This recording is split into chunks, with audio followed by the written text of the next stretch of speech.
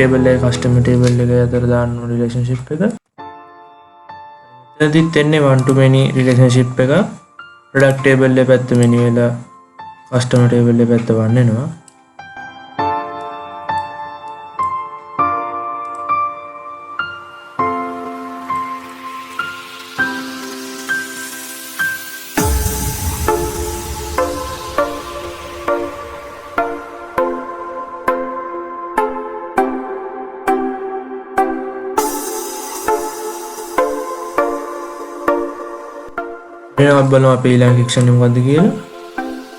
What is the database relationship between the product table and the invoice table?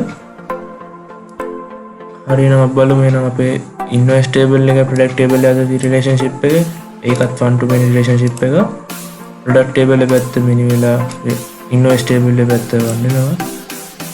අපි බලමු එහෙනම් අපි ඊළඟ section එක what is the database relationship between the customer table and the invoice table?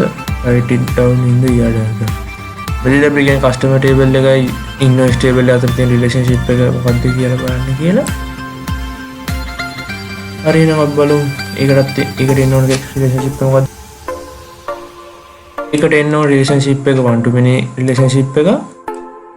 මෙතන දෙන්න ඕන invoice පැත්ත many වෙලා customer පැත්ත one වෙන්න ඕන.